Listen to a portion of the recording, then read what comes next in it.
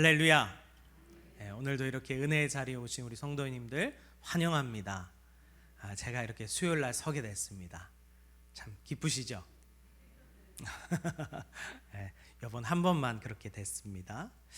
자, 오늘 말씀은 사독 자손의 제사장이라는 제목의 말씀입니다. 모든 역사들을 볼 때에 과연 그 역사의 중심에는 누가 있느냐? 물론 하나님이 운행하시지만 하나님은 누구를 통해서 역사하시느냐? 사람을 통해서 역사하셔요. 그래서 역사의 중심에는 사람이 있다라고 해도 과언은 아닙니다. 그리고 꼭 역사를 써내려갈 때 빠지지 않고 꼭 기록에 남기는 것이 무엇이냐면 바로 족보입니다. 족보. 그래서 왕에 대한 족보도 기록되어 있고 우리 성경에도 보면 믿음의 족보, 믿음에 대해 족보들이 쭉 기록되어 있습니다. 그런데 그 족보 가운데 중에서도 특별히 위대했거나 뭔가 업적이 뛰어난 사람이 있었을 경우에는 그 사람을 중심으로 그 밑에 되는 가문이라고 부릅니다. 가문. 그래서 우리가 예전에 서양사를 배울 때에 서양에서 유명했던 그런 가문들이 있습니다. 로스차일드 가문, 마스 가문, 마즈 가문, 발렌베리 가문, 록펠러 가문. 저희 이 가문이 어떤 가문인지 몰라요. 근데 많이 들었던 가문은 록펠러 가문입니다. 부모님께서 믿음의 유산을 잘 물려주셨고 또 그 믿음의 유산대로 잘 사업을 키워가서 석유 왕이라고 불렸던 사람이 바로 이 록펠러 가문입니다. 그러면 이러한 가문은 서양에만 있느냐? 우리나라에도 있죠. 우리나라는 무엇으로 구분되냐면 성씨와 시조로 구분됩니다. 그래서 각자 모든 사람들이 성을 갖고 있어요. 저는 김씨입니다. 무슨 김씨인지는 말씀 안 드리겠는데 김씨입니다. 근데 김씨라 그래서 또 다 같은 김씨가 아니라 시조가 달라요. 같은 김씨인데도 불구하고 시조가 다릅니다. 그래서 이 특정한 나라를 세웠거나 큰 업적을 이루었던 사람을 중심으로 해서 그 밑에 사람들을 가문이라고 부르는데 우리나라에도 이렇게 성씨와 시조가 있습니다. 그래서 우리나라에 참 많은 성씨가 김씨, 이씨, 박씨, 최씨, 기타 등등 여러 성씨가 있어요. 근데 제가 성씨를 이렇게 어떤 성씨가 있나 찾아보다가 엄청나게 놀라운 사실을 발견했습니다. 그것은 뭐냐면 저희 교회에 있는 목사님들 성씨가 다 다르다는 거예요. 한 명도 다르지 않아요. 근데 제가 더 놀라운 사실을 발견했습니다. 사모님들도 다 달라요.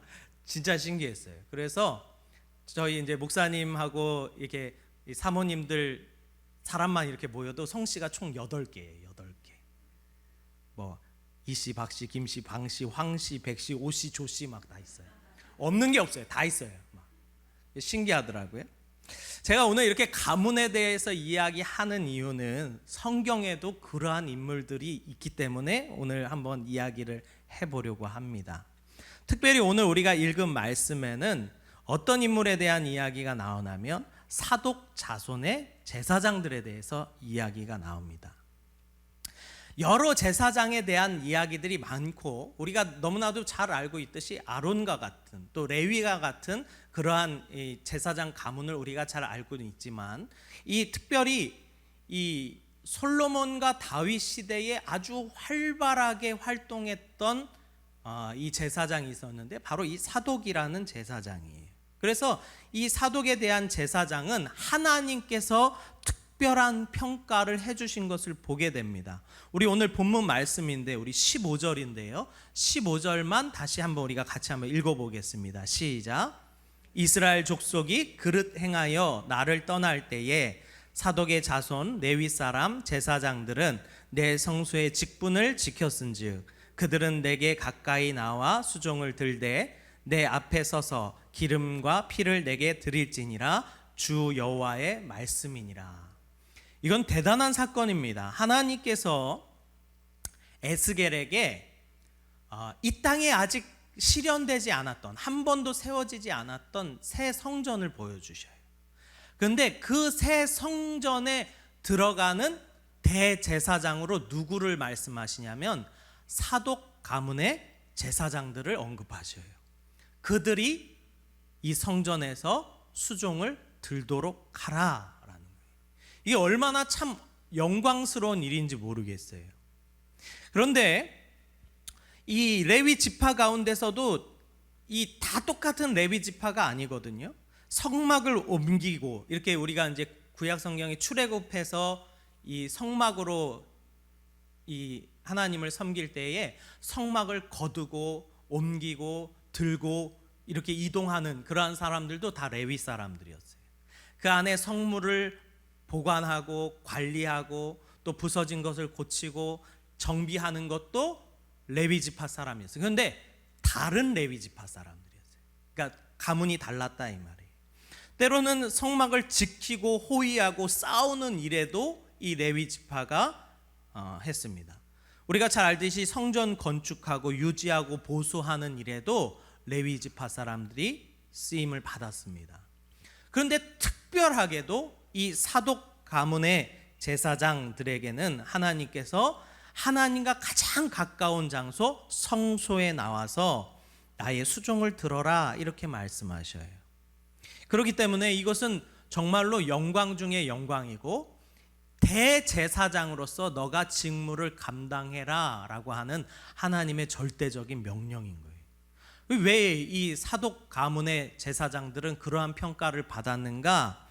이스라엘 족속이 아주 단순합니다. 오늘 말씀해 보니까 이스라엘 족속이 그릇 행하여 나를 떠날 때에 사독의 레위 자손 레위 사람 제사장들은 내 성소의 직분을 지켰다 이렇게 말씀하시는 그들만 지켰다라는 거예요. 그러니까 이스라엘 백성들이 이제 가나안 땅에 와서 이 살아갈 때에 얼마나 타락하고 많은 우상들을 섬기게 되고 결국은 하나님을 버리는 일들까지, 그리고 하나님의 성전에서 우상을 섬기는 그런 말도 안 되는 어마어마한 죄악이 벌어질 때에 모든 레위 사람들은 입을 닫았다는 거예요. 그리고 그들과 함께 동조했다는 거예요. 그런데 어디 사람만? 사독 가문의 제사장들만 안 했다 이 말이에요. 유일하게 믿음을 지켰다라는. 그러니까 하나님 보시기에 그 사독을 중심으로 했던 그 레위 지파 사람들이 얼마나 아름답게 보였겠느냐라는 거예요. 그 가문만이 살아남게 됩니다. 반대로 다른 레위 지파 제사장들에 대해서는 하나님께서 그 제사장 직분을 다 박탈시켜 버립니다. 물론 레위인으로서의 직무는 하지만 제사장의 직무로서는 그들을 할 수 없게 되었다라는 거예요. 그래서 오늘 우리가 읽진 않았지만 10절이나 13절에 보면 이스라엘 족속이 그릇 행하여 나를 떠날 때에 레위 사람들도 그릇 행하여 나를 떠났고, 또 그들이 가까이 나와 제사장 직분을 행하지 못할 이유는 내 성물 곧 내 지성물에 가까이 오지 못하리니 그들이 자기의 수치와 그 행한 바 가증한 일을 행하였기 때문이라 이렇게 말씀하셔요. 그러니까 그 레위 지파 사람들이라 그래서 다 믿음이 좋고 다 하나님 앞에 쓰임 받느냐? 꼭 그렇지는 않더라 이 말이에요. 그러면 우리가 이것을 볼 때에 레위 지파 가문에도 그러한 일이 있는데 우리의 삶 가운데는 그러한 일들이 더 얼마나 많겠느냐는 거예요. 얼마나 하나님을 배척하고 하나님을 밀어내고 하나님의 자리에 다른 것을 두고 섬기는 일들이 얼마나 많겠는가 이거예요. 그렇다면 과연 이 사독의 자손의 제사장들을 하나님께서 선택하신 거잖아요. 그러면 그 가문의 시작인 사독은 과연 어떤 사람이었는가? 우리가 그것을 좀 살펴보려고 그래요. 이 사독이라는 이름은 히브리 말로 의로운, 정의로운이라는 뜻을 가지고 있는 말입니다. 이 사독은 아론의 아들의 후손이에요. 아들의 아들 엘리아살의 자손으로 기록되어 있고, 우리 그 비느하스라고 알고 계신지 모르겠는데 아론의 손자 중에 이스라엘 백성들이 광야에서 우상 여인들과 음란한 짓을 할 때 하나님의 진노가 이스라엘 백성들에게 퍼부어지거든요. 그런데 한 이스라엘 백성이 이방 여인을 들고 장막 안으로 들어가는 것을 비느하스가 본 거예요. 그러니까 비느하스가 창을 들고 그 성막에 들어가 가지고 그 이스라엘 백성과 우상을 섬기는 여인의 몸통을 같이 깨뜨려서 죽여버립니다. 그리고 나서 그 하나님의 진노가 끝나요. 그리고는 하나님께서 뭐라고 말씀하시냐면 그가 나의 진노를 그치게 하였은즉 그가 영원한 제사장이 되리라 이렇게 약속하시거든요. 그러니까 이 사독이요, 이 비느하스 가문의 자손이에요. 그러니까 아주 정의롭고 하나님의 말씀이라면 물불을 안 가리고 달려들었던 이 비느하스의 후손이다 이 말이에요. 그러니까 그 피가 흐르지 않겠습니까? 거룩한 분노를 품었던 사람이었다라는 거예요. 이 사독은요, 다윗과 솔로몬의 통치 기간에 대제사장으로 쓰임 받았던 인물입니다. 사독은 다윗 시대의 제사장으로 세움을 받으면서 다윗의 크고 작은 일들을 다 함께 했던 사람이에요. 이제 사울의, 즉 다윗의 선왕이었던 사울의 그 때가 지고 이제 다윗이 왕으로 추대될 때 이 사독은 젊은 용사였는데 이 사독이 자기 집안의 군대 장관들 22명을 데리고 다윗 편으로 딱 붙습니다. 그리고 다윗의 세력이 커지는데 아주 일조했던 공신 중에 한 명이 바로 이 사독이에요. 그리고 후에 다윗이 왕권을 잡고 다윗이 제일 먼저 했던 것이 무엇이냐면 이제 주변에 이제 나라들을 다 이렇게 평탄하게 하고 가장 먼저 했던 것이 하나님의 법궤를 옮기는 일이었어요. 그런데 그 하나님의 법궤를 옮기는 일에 쓰임 받았던 제사장이 바로 이 사독이라는 제사장입니다.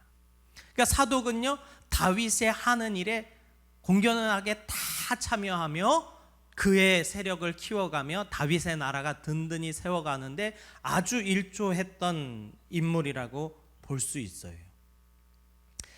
나중에 이제 다윗이요, 자기의 백성이 얼마쯤 되는가라고 이제 이 인구 조사를 하잖아요. 물론 하나님은 기뻐하시는 일은 아니었지만 그 인구 조사를 할 때 아론 지파의 수장이 바로 사독이었어요.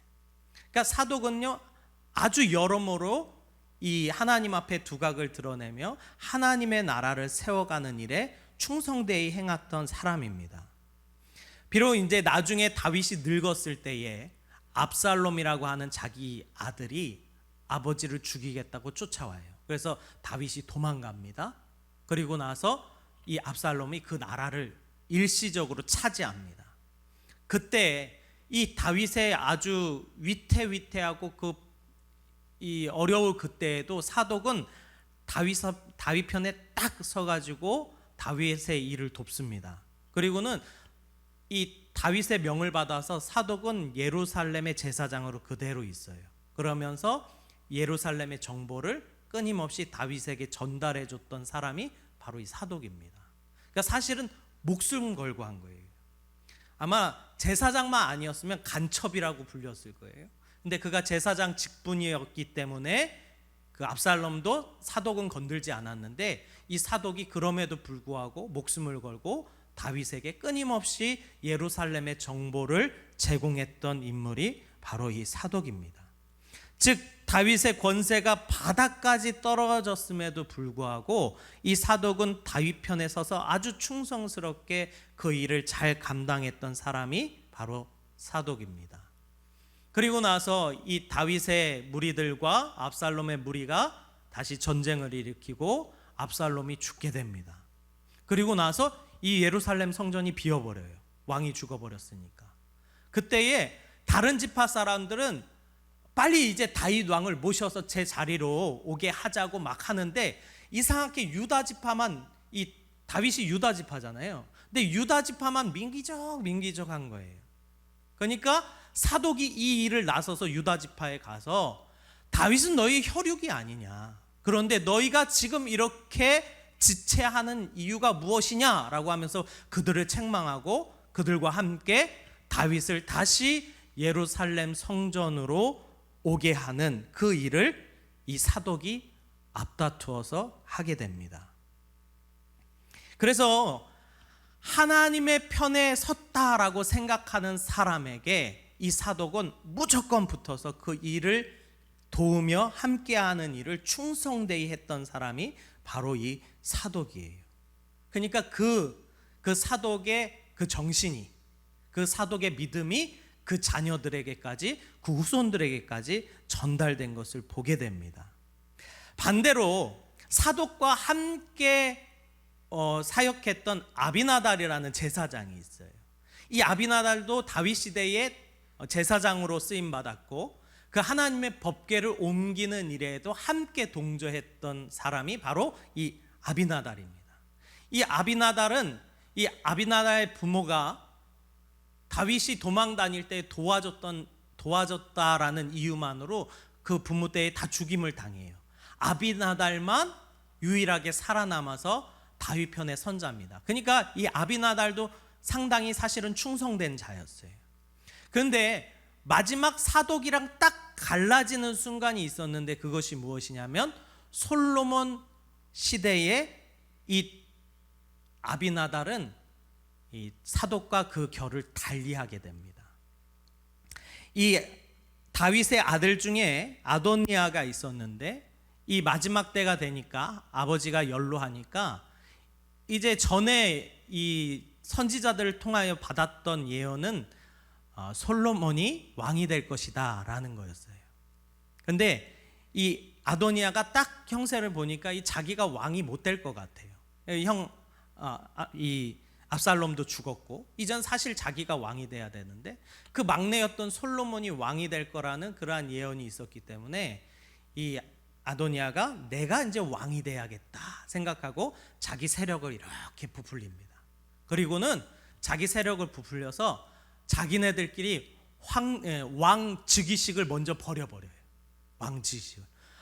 이 다윗 왕은 황궁에 누워 있고 그 다음에 다른 제사장들도 다 있을 때에 나머지 그 따르지 않는 자들을 다 모아가지고 자기만의 세력을 세우고 자기가 왕이 되기 위해서 자기 즉위식을 합니다.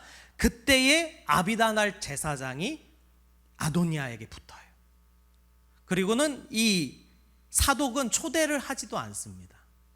왜 그랬을까요? 알았던 거예요. 사독은 절대 안 와. 사독은 아주 대쪽 같은 인물이야. 분명히 하나님의 말씀에 솔로몬이 왕이 된다 그랬으니 사독은 결코 우리 편에 붙지 않을 거예요. 그리고 아예 사독을 배척해 놓고 자기만의 세력을 세우는데 그때 아비나달 제사장이 그쪽으로 붙어요. 그래서 이 아비나달 제사장은 솔로몬이 왕위를 잡았을 때 그 제사장 직분을 파면당합니다. 그리고 나서 유일하게 사독만이 그 솔로몬 시대의 대제사장으로서 사역을 하게 됩니다. 우리가 이 사독을 볼 때에 어떻게 보면 때론 그런 생각도 들어요. 상당히 정치적이다. 정말로 이 자기가 딱 붙어야 될 때 어디에 붙어야 되는지 알고 그 흐름을 잘 파악하는 사람이 사독이었어요. 이게 근데 세상 말로는 그렇고 믿음적으로 보자면 하나님의 뜻이 어디 있는지 정말 정확하게 아는 사람이 바로 사독이었다라는 거예요. 그래서 사독은요, 무슨 일이 있어도 하나님 편에 서기를 주저하지 않았던 사람이에요. 그래서 우리가 잘 알듯이 이 에스라 있잖아요. 이스라엘 백성들을 그 포로기 때 데려고 와서 성전을 재건하고 이 백성을 돌봤던 에스라도 이 사독 자손의 자녀입니다. 이처럼 이 사독 가문은요, 끝까지 믿음을 잃지 않고 결코 흔들리지 않고 굳건히 세워졌던 가문의 사람이 바로 이 사독이었던 거예요. 과연 이게 쉬울까? 쉽겠습니까? 쉽지 않은 일이에요, 사실은. 그 사람은 항상 형형대로를 걷네. 그 사람이 뭘 하기만 하면 형통하네. 그 사람은 정말 운이 좋나 봐. 그게 아니라 사독은요, 항상 하나님의 뜻이 어디 있는지를 살펴봤던 대제사장이었다라는 거예요. 이러한 믿음의 모범이 우리에게도 있어야 되는 줄 믿습니다. 정말로 어떠한 상황에도 하나님 편에 설 수 있다는 것.